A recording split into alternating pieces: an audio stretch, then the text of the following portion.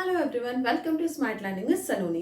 इस क्लास में हम क्लास 9th मैथ्स के एक्सरसाइज 1.3 करने वाले हैं, जिसमें टोटल 9 क्वेश्चन है, जिसको एक एक करके हम सॉल्व करने वाले हैं। तो चलिए स्टार्ट करते हैं।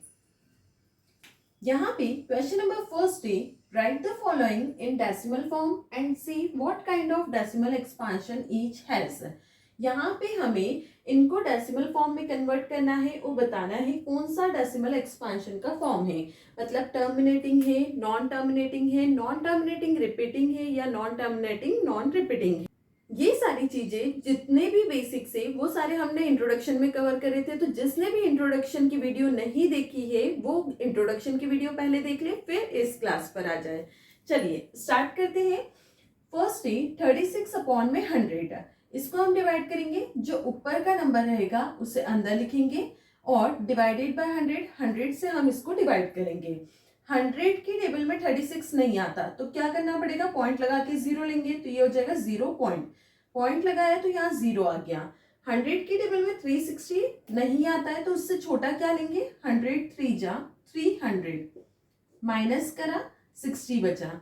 अब पॉइंट लगा हुआ है, यहाँ हम 0 ले सकते हैं। 100 की टेबल में 600 आता है, 6 टाइम 600 पूरा कैंसल हो गया। इसका मतलब कि ये टर्मिनेटिंग डेसिमल है। मतलब 36 अपॉन 100 की वैल्यू हमारे पास आई है 0.36 और ये कौन सी हो गई, टर्मिनेटिंग डेसिमल। अब सेकंड वाला देखते हैं। 1 अपॉन में 11 है। अब 1 को हमें डिवाइड करना है 11 से। तो यहाँ पर 11 के टेबल में 1 तो नहीं आता, वो छोटा नंबर हो गया। तो क्या करना पड़ेगा, पॉइंट लगा के 0 लेंगे। तो ये हो गया 0। अब यहाँ पे 11 के टेबल में 10 भी नहीं आता, फिर से 0 लगाएंगे, एक और 0 हमने ले लिया। अब 11 के टेबल में 100 नहीं आता है, बट उससे छोटा 99 आता है।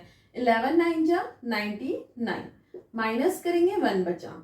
अब अगेन 1 छोटा हो गया, पॉइंट लगा हुआ है, 0 लिया हमने। अब 10 भी नहीं जाएगा तो फिर 0 लगाएंगे, एक और 0 लिया। 11 9 जा 99 माइनस करा 1। मतलब कि 0909 हर बार रिपीट हो रहा है, क्योंकि हर बार वैल्यू 1 आते जा रही है। इसका मतलब कि 1 अपॉन 11 की वैल्यू को हम 0.0909 डैश डैश ऐसे लिख सकते हैं, या फिर 0.09 के ऊपर बार लगा सकते हैं। तो ये वाली कौन सी वैल्यू हो गई, नॉन टर्मिनेटिंग। और ये वैल्यू रिपीट हो रही है तो नॉन टर्मिनेटिंग रिपीटिंग। ये हो गया सेकेंड पार्ट का आंसर। थर्ड पार्ट देखते हैं। 4 1 अपॉन 8 है। तो यहाँ पे पहले इसे प्रॉपर फ्रैक्शन में करेंगे। 8 मल्टीप्लाई 4 और यहाँ पे प्लस होता है तो 8 4 जा 32 प्लस 1 33 डिवाइडेड बाय 8। अब 33 को हमको 8 से डिवाइड करना है। 8 की टेबल में 33 तो नहीं आता है, उससे छोटा लेंगे। 8 4 जा 32 माइनस करा 1 बचा। अब 8 की टेबल में 1 नहीं आएगा, छोटा नंबर हो गया, पॉइंट लगाया 0। 8 1 जा 8 माइनस करा 2, पॉइंट लगा हुआ है, 0 लिया। 8 की टेबल में 20 नहीं आता, उससे छोटा। 8 2 जा 16 माइनस करा 4 बचा, पॉइंट लगा हुआ है 0। 8 की टेबल में 40 आता है 5 टाइम। ये पूरा कैंसिल हो गया। इसका मतलब कि जब हमने 4 1/8 की वैल्यू निकाली तो ये आई 4.125 और ये पूरे सॉल्व हो चुकी है। मतलब ये क्या हो गया, टर्मिनेटिंग डेसिमल एक्सपांशन। ये हमारा क्वेश्चन नंबर फर्स्ट के 3 पार्ट्स कंप्लीट हो गए। आई होप ये तीनों पार्ट्स आपको क्लियर हुए होंगे। चलिए आगे नेक्स्ट पार्ट देखते हैं। चलिए नेक्स्ट फोर्थ पार्ट है 3 अपॉन में 13। तो 3 को हम डिवाइड करेंगे 13 से। तो यहाँ पे 13 से ये छोटा नंबर है, पॉइंट लगाएंगे 0 0 यहाँ पर आया, 30 हो गया। अब 13 के टेबल में 30 आता है नहीं, उससे छोटा। 13 2 जा 26 लिया हमने, माइनस करा 4 बचा, पॉइंट लगा हुआ है 0 लिया। 13 के टेबल में 40 नहीं आता तो 13 3 जा 39 माइनस करा 1 बचा। अब छोटा नंबर है, पॉइंट से 0 यहाँ पे लिया हमने। 13 के टेबल में 10 नहीं आएगा, अभी भी छोटा नंबर है तो 0 लगाएंगे। यहाँ पे एक और 0 बढ़ गया। अब 13 के टेबल में 100 आता है क्या? नहीं, उससे छोटा लेंगे तो 13 7 जा 91, माइनस करा 9 बचा, पॉइंट लगा हुआ है, 0 लगाया।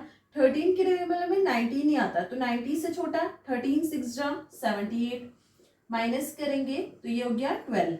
अब पॉइंट लगा हुआ है, 0 लेंगे। 13 के टेबल में 120 नहीं आता, उससे छोटा लेंगे, 13 9 जा 117, माइनस करा 3 बचा। अब हमने 3 से स्टार्ट करा था, अगेन 3 आ गया, मतलब ये सारी वैल्यूज वापस से रिपीट होगी। तो इसका आंसर हो गया 3/13 का आंसर है 0.230769 और ये सारी रिपीटिंग टर्म्स है। तो आंसर क्या हो गया? Non terminating repeating expansion. इसका मतलब ये नॉन टर्मिनेटिंग है, वो वैल्यूज रिपीट हो रही है तो क्या हो गया? Non terminating repeating. चलिए फिफ्थ पार्ट देखते हैं। 2 डिवाइडेड बाय 11 है, 2 को हमें डिवाइड करना है 11 से। अब छोटा नंबर है तो पॉइंट लगाएंगे 0। 11 के टेबल में 20 नहीं आता तो उससे छोटा 11 बन जाए 11, माइनस करा 9, पॉइंट लगा हुआ है, 0 ले लिया। 11 के टेबल में 90 नहीं आता, उससे छोटा 11 8 जा 88, माइनस करा 2। अब 2 नहीं आता, पॉइंट लगाया है 0। अब 11 की टेबल में 20, मतलब कि ये 2 से स्टार्ट करा था, अगेन 2 आ गया तो ये रिपीटिंग है। तो 2/11 की वैल्यू क्या हो जाएगी? 0.18 और ये रिपीट होगा वापस से, मतलब कि इसके ऊपर बार। तो ये भी क्या होगी? Non terminating repeating.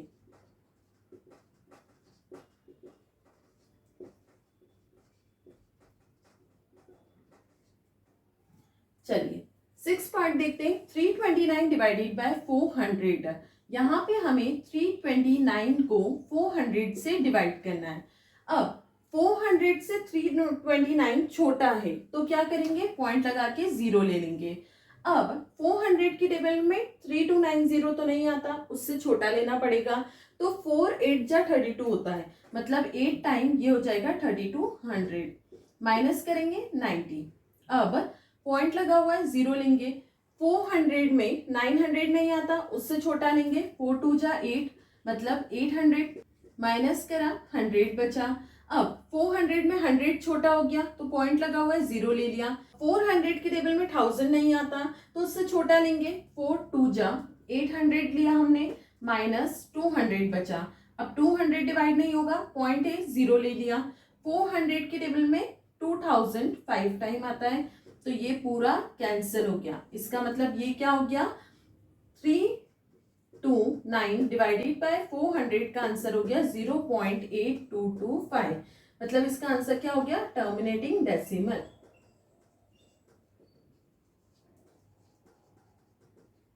ये है टर्मिनेटिंग डेसिमल एक्सपांशन।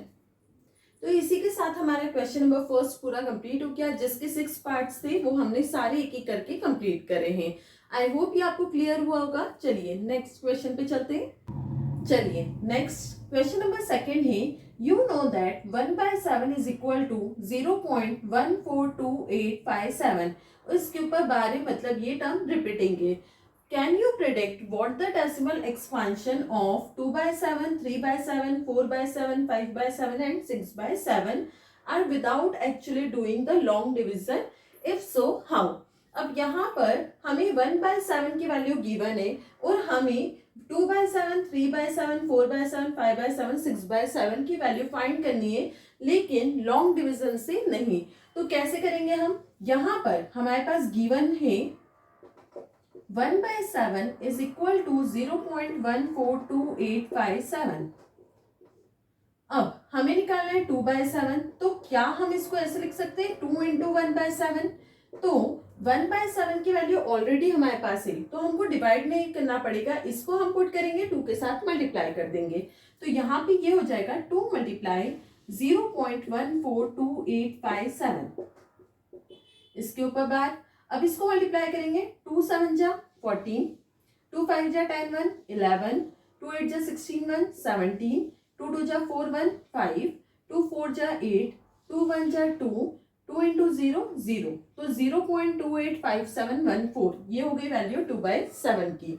ऐसे ही हम निकालेंगे 3/7, ये हो जाएगा 3 मल्टीप्लाई 1/7, 3 मल्टीप्लाई 1/7 की वैल्यू 0.142857 इसके ऊपर बार। अब इसको हम मल्टीप्लाई करेंगे 3 7 जा 21, 3 5 जा 15, 16 17, 3 8 जा 24 125, 3 2 जा 6 7 8, 3 4 जा 12, 3 1 जा 3 1 4, 3 into 0 0। ये हो गई 3/7 की वैल्यू।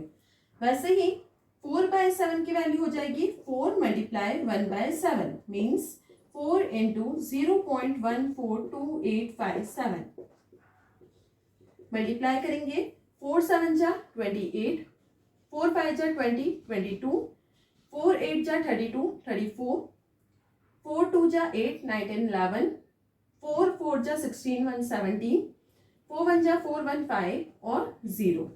ये हो गई 4/7 की वैल्यू। अब 5/7 निकालते, 5 मल्टीप्लाई 1/7, 5 मल्टीप्लाई 0.142857, 5 7 जा 35, 5 5 जा 25 26 27 28, 5 8 जा 40 42, 5 2 जा 10 4 14, 5 4 जा 20 21, 5 1 जा 5 6 7 0। ये हो गई 5/7 की वैल्यू। वैसे ही 6/7 की वैल्यू हमें निकालना है। 6/7 इक्वल टू 6 into 1/7 हो जाएगा। ये हो जाएगा 6 मल्टीप्लाई 0.142857 मल्टीप्लाई करेंगे 6 7 जा 42, 6 5 जा 30 34, 6 8 जा 48 49 50 51, 6 2 जा 12 12 of 5 17, 6 4 जा 24 125, 6 1 जा 6 7 8 ये 0। ये हो गई 6/7 की वैल्यू। तो इसी के साथ हमारा क्वेश्चन नंबर 2 कंप्लीट हो गया। आई होप ये आपको क्लियर हुआ होगा। यहाँ पे हमारे पास 1/7 की वैल्यू गिवन थी जिसको हमने यहाँ पे पुट करके लॉन्ग डिवीजन मेथड से नहीं करके एक्चुअल डिवीजन करा है। तो आई होप ये आपको क्लियर हुआ होगा। नेक्स्ट क्वेश्चन पे चलते हैं। चलिए नेक्स्ट क्वेश्चन नंबर 3 है, express the following in the form p by q where p and q are integers and q not equal to 0। यहाँ पे हमें जितने भी एक्सप्रेशंस दिए क्वेश्चन नंबर 3 के 3 पार्ट है जिसको हमें p by q के फॉर्म में करना है। p और q इंटीजर्स होंगे और q नॉट इक्वल टू 0। अब यहाँ पे फर्स्ट पार्ट है हमारे पास 0.66 के ऊपर बार है तो इसको हम पहले लेट कर लेते हैं। Let x equal to 0.6। अब इसको हम लिख सकते हैं x equal to 0.6666 and so on. ये हमारे लिए हो गई इक्वेशन 1 क्योंकि 6 जो है वो रिपीटिंग है तो उसको हम इस टाइप से लिख सकते हैं। अब यहाँ पर एक के ऊपर बार है इसका मतलब मल्टीप्लाई करेंगे 10 से both side. Multiplying equation 1 by 10 both side. Both side multiply करने के लिए यहाँ पर ये हो जाएगा 10x इक्वल टू, इसमें 10 का मल्टीप्लाई करेंगे तो एक पॉइंट पीछे 6.6666 एंड सो ऑन। ये हो जाएगी इक्वेशन 2। अब दोनों इक्वेशन को सॉल्व करेंगे from equation first and second या solving equation first and second लिखेंगे। यहाँ पर सेकेंड इक्वेशन बढ़ी है इसको लिखेंगे 10x equal to 6.6666 minus x equal to 0.6666। अब इस इक्वेशन को हमें माइनस करना है, सब्ट्रैक्ट करेंगे ये सारे जीरो हो जाएंगे। 0 0 0 0 point 6 minus 0 6 equal to 10 minus 1 9x। अब यहाँ पर पॉइंट के बाद की वैल्यू हमारे कोई काम की नहीं है तो हम इसको लिख सकते हैं 9x equal to 6, x equal to 6 multiply का 9 डिवाइड में जाएगा। अब ये दोनों 3 से डिविजिबल है, 3 2 जा 6 3 3 जा 9 तो x की वैल्यू p बाय q के फॉर्म में आ गई 2/3 जहां पे q नॉट इक्वल टू 0। तो ये हो गया हमारा फाइनल आंसर। यहाँ पे हमने क्वेश्चन नंबर 3 का फर्स्ट पार्ट कंप्लीट करा है। आगे हम नेक्स्ट पार्ट पे चलते हैं।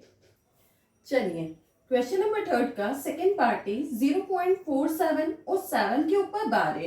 इसका मतलब एक टर्म के ऊपर बार है, मतलब हम मल्टीप्लाई करेंगे 10 से। तो यहाँ पे सबसे पहले लेट कर लेते हैं, let x equal to 0.47 repeating term है, 7 7 7 7 ऐसे लिख सकते हैं इसको हम।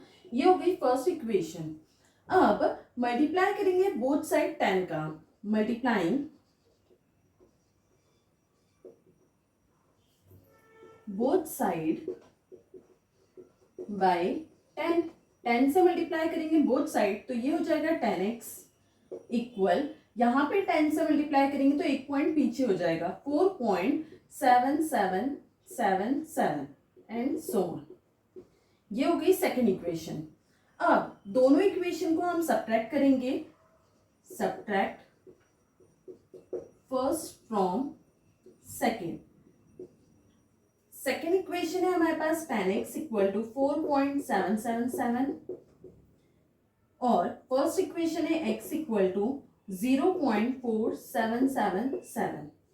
माइनस करेंगे दोनों को तो यहाँ पर ये 7 से 7 सारे माइनस हो जाएंगे, 0 बचेगा। 7 minus 4 3, 4 minus 0 4 equal 10 minus 1x 9x। अब यहाँ पे हमारे पास आया 9x equal to 4.3, 9x equal 4.3, point हटाएंगे नीचे 0। अब 9 डिवाइड में जाएगा मल्टीप्लाई का तो x इक्वल टू 43 अपॉन में 9 10 जा 19। ये आ गया हमारा p बाय क्यू के फॉर्म में आंसर। ये हो गया हमारा सेकंड पार्ट का आंसर जो कि आया x इक्वल टू 43 अपॉन में 19। इसी के साथ हमारा सेकंड पार्ट कंप्लीट हो गया। नेक्स्ट पार्ट पे चलते हैं। चलिए क्वेश्चन नंबर थर्ड का थर्ड पार्ट है 0.001 और यहाँ पे 3 टर्म्स के ऊपर बार लगा है, मतलब ये रिपीटिंग टर्म्स है। तो इसको हम लेट करते हैं, लेट x इक्वल टू 0.001001। ये हो गई हमारे लिए फर्स्ट इक्वेशन। अब इसको हम मल्टीप्लाई करेंगे 3 टर्म्स के ऊपर बार है, मतलब 1000 से। तो यहाँ पे मल्टीप्लाइंग 1000 बाय बोथ साइड, यहाँ पे 10 में मल्टीप्लाई होगा 1000 का तो ये हो जाएगा 1000x। यहाँ पे 1000 का मल्टीप्लाई मतलब 3 पॉइंट पीछे जाएगा तो ये हो जाएगा 1.001001। ये हो गई सेकेंड इक्वेशन। अब दोनों को सब्ट्रैक्ट करेंगे, subtract first from second. First from second, second वाली है 1000x इक्वल टू 1.001001। यहाँ पे फर्स्ट इक्वेशन है x इक्वल टू 0.001001। माइनस करेंगे दोनों को, 1000 minus x 999x equal to, अब यहाँ पे पीछे की सारी टर्म माइनस हो जाएगी तो आगे बचेगा 1 माइनस 0 मतलब 1। तो यहाँ पे x हमें फाइंड करना है तो x इक्वल टू 1 और 999 मल्टीप्लाई का डिवाइड में। ये हो गया हमारा final answer p by q के फॉर्म में। तो यहाँ पर इसी के साथ हमारे क्वेश्चन नंबर थर्ड के 3 पार्ट्स कंप्लीट हो गए। आई होप आपको क्लियर हुए होंगे। नेक्स्ट क्वेश्चन पे चलते। चलिए नेक्स्ट क्वेश्चन है question number fourth, express 0.99999 in the form of p by q. Express करना है हमें इस टर्म को p बाय क्यू के फॉर्म में। Are you surprised by your answer? With your teacher and classmate discuss why the answer make sense. अब answer निकालने के बाद क्या हम सरप्राइज है हमारे आंसर से और हमें उसे टीचर और क्लासमेट्स के साथ डिस्कस करना है कि उसका सेंस क्या बन रहा है। अब यहाँ पर हम देखते हैं, सबसे पहले इस टर्म को हम लिख लेते हैं लेट x इक्वल टू 0.99999। ये हमारे लिए फर्स्ट इक्वेशन हो गई। अब ये किस फॉर्म में है? रिपीटिंग टर्म 9 है मतलब 0.9 पे बार होगा जो इस टाइप से लिखा हुआ है। अब एक के ऊपर बार है मतलब मल्टीप्लाई करेंगे 10 से, मल्टीप्लाइंग 10 बोथ साइड तो ये हो जाएगा x into 10 10x equal to, यहाँ पे 10 से मल्टीप्लाई करेंगे तो पॉइंट एक पीछे जाएगा तो 9.99999। ये हो गई सेकेंड इक्वेशन।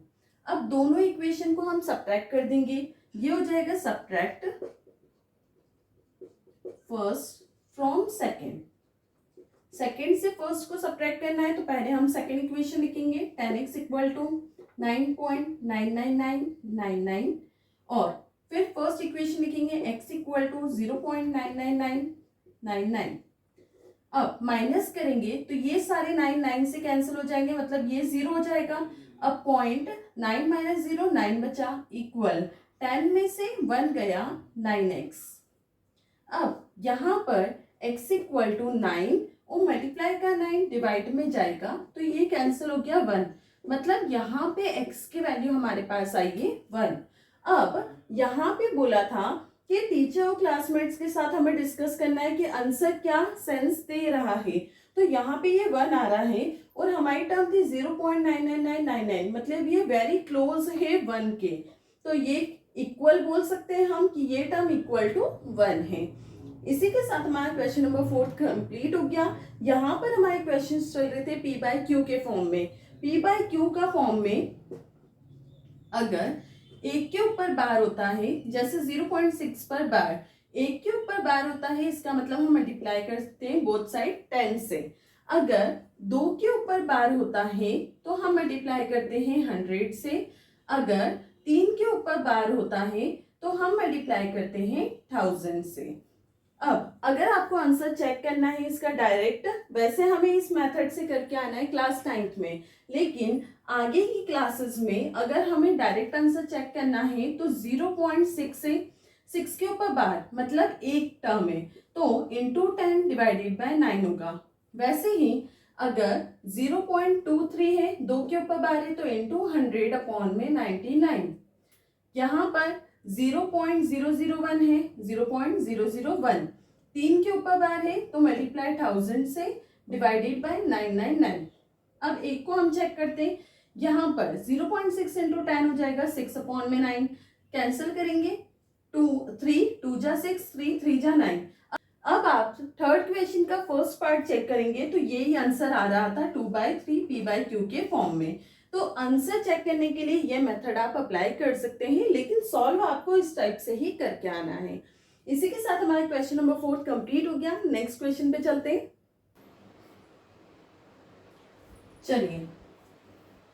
चलिए नेक्स्ट क्वेश्चन नंबर 5 है, what can the maximum number of digits be in the repeating block of digits in the decimal expansion of 1/17?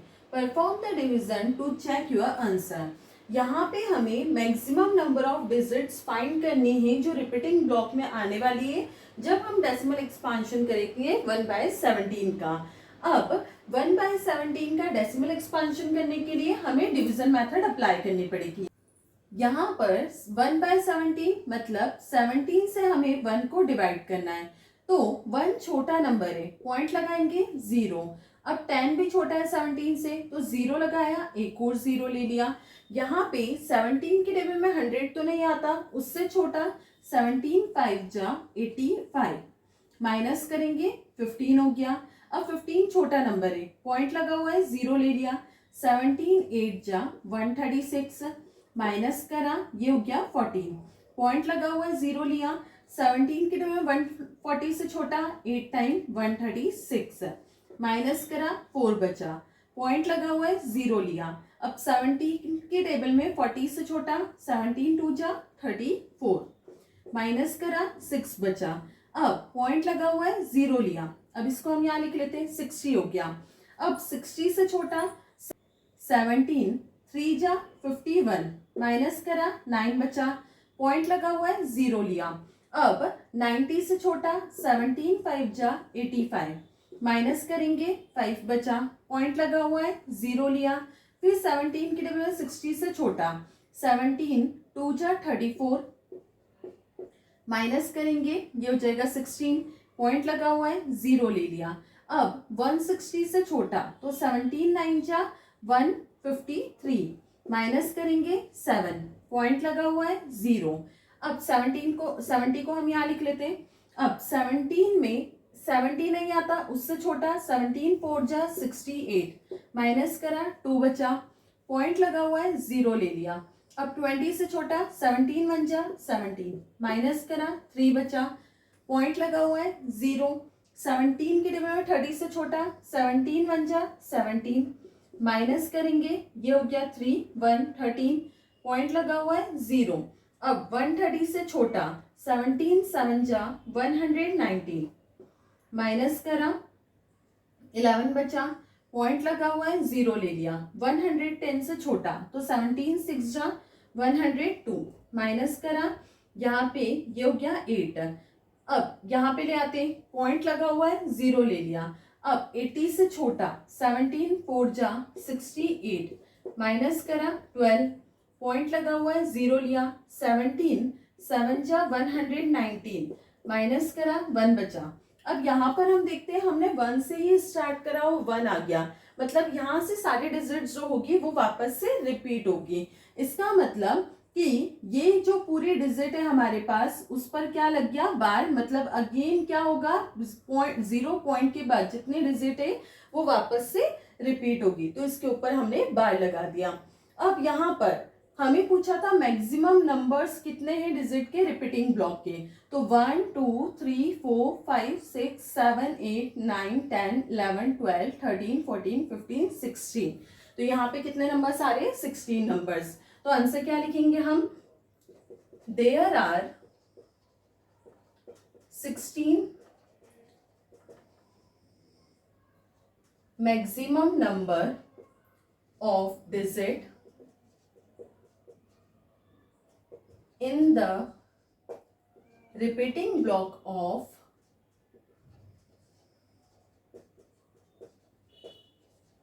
decimal expansion of 1/17।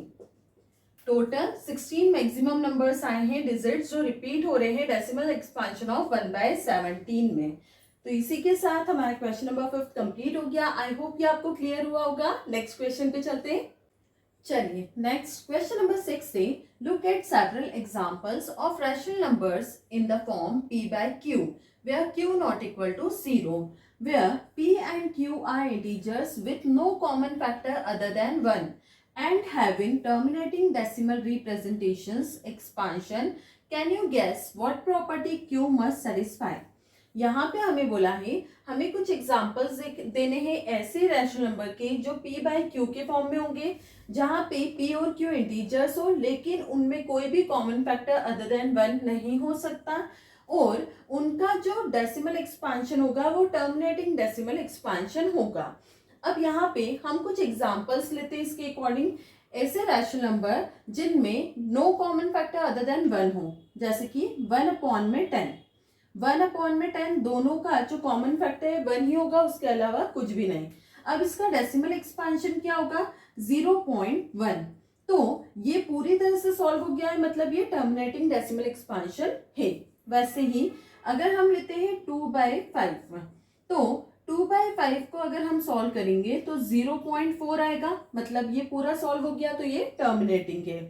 अगर हम लेते हैं 3/2, 2 1 जा 0.5, मतलब 1.5, ये भी पूरी तरह से सॉल्व हो गया, ये भी टर्मिनेटिंग है। फिर अगर हम लेते हैं 7/8, तो ये क्या हो जाएगा, 8 मतलब 0.70 हो गया, 70 से छोटा 8, 8 जा 64। अब हमारे पास 6 बचा, 60 से छोटा देखेंगे तो 8, 7 जा 56, 4 बचा, 8 5 जा 40। तो ये भी पूरी तरह से सॉल्व हो गया, या मतलब जितने भी हमने एग्जाम्पल लिए वो टर्मिनेटिंग डेसिमल एक्सपांशन के हैं। अब यहाँ पे हमें पूछा है can you guess what property q must satisfy. जब हम डिनोमिनेटर को देख रहे हैं तो ये 10 है, मतलब इसके मल्टीपल्स 2 और 5 है, ये 5 है, इसका मल्टीपल 5 है, 5 और 1, इसका 2, 2 और 1, इसका 2 का क्यूब। मतलब कि जब हम देख रहे हैं तो सारे जो डिनोमिनेटर में नंबर्स है रैशनल नंबर के वो 2 और 5 के फॉर्म में, तो हम लिख सकते हैं कि डिनोमिनेटर जो होगा वो 2 की पावर m इंटू 5 की पावर n में ही होगा। डिनोमिनेटर अगर 2 की पावर m या 5 की पावर n में होगा तो वो पूरी तरह से सॉल्व कर देगा हमारे नंबर को, जिससे हमें टर्मिनेटिंग डेसिमल एक्सपांशन मिलेगा। इसी के साथ हमारा क्वेश्चन नंबर 6 कंप्लीट हो गया। नेक्स्ट क्वेश्चन पे चलते हैं।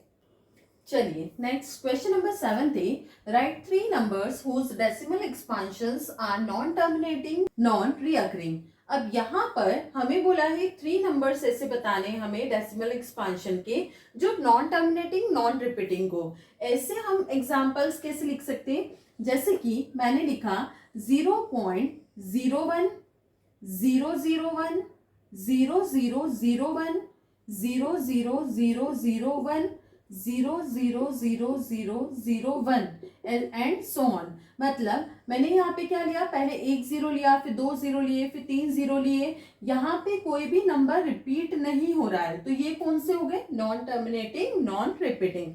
ऐसे ही नेक्स्ट एग्जांपल देखते हैं, ये हम बना सकते हैं 0.47477 4777 47777 ऐसे करके यहाँ पे 3 7 थे, यहाँ पे 4 7 हो जाएंगे, फिर यहाँ पे 5 7। तो इस टाइप से नंबर जो रहेगा वो कहलाता है नॉन टर्मिनेटिंग नॉन रिपीटिंग। अब अगर मैंने लिखा है 0.20 तो 2 के बाद 2 0, फिर 3 0, फिर 4 0, फिर 5 0 एंड सो ऑन। तो ये एग्जांपल्स हो गए नॉन टर्मिनेटिंग नॉन रिपीटिंग के। आई होप ये क्वेश्चन आपको क्लियर हुआ होगा। नेक्स्ट क्वेश्चन पे चलते हैं। चलिए नेक्स्ट क्वेश्चन नंबर 8 थे, find 3 different irrational numbers between the rational numbers 5/7 and 9/11। यहाँ पे हमें बोला है कि 3 डिफरेंट इरेशनल नंबर फाइंड करने हैं हमें, रैशनल नंबर्स ये जो है इनके बीच के। अब सबसे पहले 5/7 और 9/11 को हम डेसिमल फॉर्म में कर लेते हैं। यहाँ पर 5/7 है, मतलब 5 को हमें डिवाइड करना है 7 से। 5 छोटा है 7 से, पॉइंट लगाएंगे 0, फिर 7 7 जा 49, माइनस करा 1, पॉइंट लगा हुआ है 0, 7 1 जा 7, माइनस करा 3 बचा, पॉइंट लगा हुआ है 0, 7 4 जा 28, माइनस करा 2 बचा, पॉइंट लगा हुआ है 0, 7 2 जा 14, माइनस करा 6 बचा, पॉइंट लगा हुआ है 0, 7 8 जा 56, माइनस करा 4 बचा, पॉइंट लगा हुआ है 0, 7 5 जा 35, माइनस करा 5 बचा। मतलब जहां से हमने स्टार्ट करा था वहीं पर आ गए, मतलब ये डिजिट्स जो है वो रिपीटिंग हो गई। वैसे ही 9/11 को सॉल्व करेंगे, 9 डिवाइडेड बाय 11, पॉइंट लगाया 0, 11 8 जा 88, माइनस करा 2 बचा, पॉइंट लगा हुआ है 0, 11 1 जा 11, माइनस करा 9 बचा, 9 से स्टार्ट करा था 9 आ गया, मतलब 81 जो है वो रिपीटिंग है। मतलब 5/7 का डेसिमल एक्सपांशन हो गया 0.714285 और 9/11 का डेसिमल एक्सपांशन आया है 0.81। अब इन दोनों के बीच के हमें इरेशनल नंबर्स लिखने हैं। तो इरेशनल नंबर्स आप कैसे याद रखोगे, नॉन टर्मिनेटिंग नॉन रिपीटिंग, मतलब ना ही टर्मिनेट होगा ना ही रिपीट होगा। अब इन दोनों के, जैसे हमने अभी क्वेश्चन नंबर 7 में करा था, सेम वैसे ही एग्जांपल देने हैं, लेकिन इन दोनों के बीच के, मतलब 0.714285 मतलब 71 से बड़ा और 0.81 मतलब कि 81 से छोटा। अब इन दोनों के बीच के हम एग्जांपल्स क्या ले सकते हैं, 7 1 है तो इसको हम ले सकते हैं 0.720 7200 7200 72 4 times 0 एंड सो ऑन। ठीक है, एक एग्जांपल ये हो गया। इसके बाद हम ले सकते हैं 0.751751175 3 times 1 75 4 times 1 and so on. फिर इसी तरह से 81 से छोटा मतलब 0.80 800 8000 80000 एंड सो ऑन। तो ये हो गए हमारे एग्जाम्पल्स, या फिर बोल सकते हैं 3 different irrational numbers rational numbers के बीच के। इसी के साथ हमारा क्वेश्चन नंबर 8 कंप्लीट हो गया। नेक्स्ट क्वेश्चन पे चलते हैं। चलिए नेक्स्ट क्वेश्चन नंबर 9 थे, classify the following number as rational और इरेशनल। हमें क्लासिफाई करना है इसमें से कौन से नंबर रैशनल से और कौन से इरेशनल है। यहाँ पर फर्स्ट पार्ट है √23। अब √23 जो है यहाँ पर हम देखते हैं 23 किसी का भी स्क्वायर नहीं है, मतलब ये रूट से बाहर नहीं होगा और इसे हम लॉन्ग डिवीजन मेथड से सॉल्व करेंगे तो पॉइंट के बाद वैल्यूज आती ही जाएगी। तो ये कौन सा हो गया, इरेशनल नंबर। जैसे कि हमने पढ़ा है इरेशनल नंबर जो होते हैं वो होते हैं non terminating non repeating decimal expansion में। सेकेंड पार्ट है √225। 225 जो है वो होता है 15 का स्क्वायर, मतलब यहाँ पर हम स्क्वायर लगा सकते हैं। 15 का स्क्वायर 225, स्क्वायर से रूट कैंसिल हो जाता है तो वैल्यू क्या बचेगी 15। 15 का स्क्वायर होता है 225, तो 15 जो है स्क्वायर रूट हो गया 225 का। ये पूरी तरह से सॉल्व हो गया, मतलब ये रैशनल नंबर है, ये है रैशनल नंबर। अब थर्ड पार्ट देखते हैं, यहाँ पर है 0.3796। अब इसके आगे कोई भी नंबर नहीं है, मतलब ये पूरी तरह से सॉल्व हो चुका है। जो नंबर पॉइंट के बाद पूरी तरह से सॉल्व हो जाए वो कौन से होते हैं, टर्मिनेटिंग। और टर्मिनेटिंग नंबर जो होते हैं वो किस में आते हैं, रैशनल नंबर में। ये हो गया रैशनल नंबर। अब फोर्थ पार्ट है 7.478478 एंड सो ऑन, मतलब इसको हम लिख सकते हैं 7.478 के ऊपर बार, क्योंकि 478 रिपीट हो रहा है। जो नॉन टर्मिनेटिंग रिपीटिंग टर्म्स होती है वो भी क्या होते हैं, रैशनल नंबर्स। ये हो गया रैशनल नंबर। अब यहाँ पर फिफ्थ वाला पार्ट है 1.101001001000। इसका मतलब ये कंटिन्यूअस चल रहा है तो ये नॉन टर्मिनेटिंग हो गया, और रिपीट नहीं कर रहा है तो नॉन रिपीटिंग हो गया। तो ये वाला केस कौन सा हो गया, इरेशनल नंबर का।